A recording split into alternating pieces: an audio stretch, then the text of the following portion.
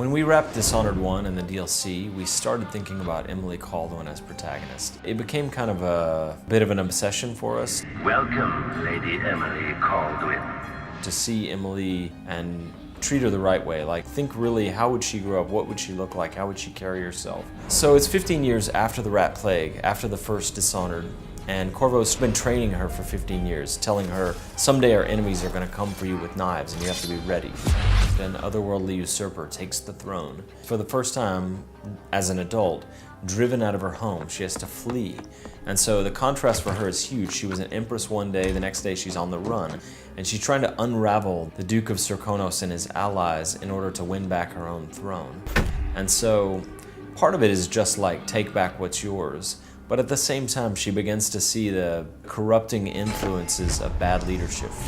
Her motivation becomes, I need to take back the empire so that I can do right by the people.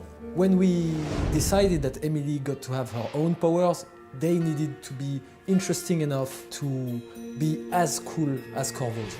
Her mobility power is called Far Reach, where it's more elastic than Blink. It's not so much a short-range teleport as it's almost like a supernatural grapple that allows you to pull yourself through the world. You can slingshot past things.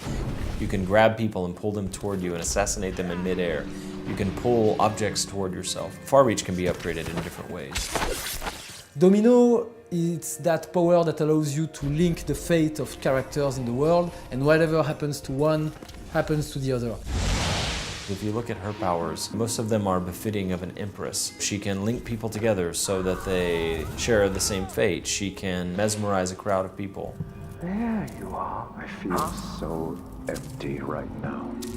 She's also a young woman who lived a pretty privileged life, punctuated by a brief time of darkness. All hail Her Imperial Majesty, Emily Kaldwin. She uses Shadow Walk and she becomes this inky monstrosity, and then for a brief time does some terrible things and then goes back to being the person that she normally is. And then it gets a bit crazy because Emily also has the power of doppelganger, where she can create a reflection of herself.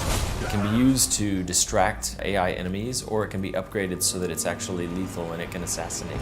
So whether you play Emily or Corvo, you work your way through the same set of missions. But that said, Emily's commentary on the world is sometimes similar to Corvo's, but sometimes it's different based on her perspective.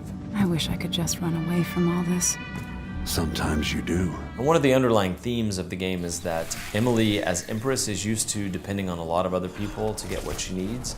And in this situation, she's really only got herself to depend on. And then on top of that, because she is a former Empress, an Empress on the run, people react very differently when they see her than they do to Corvo. All that, and you have your father's eyes, your Imperial Majesty.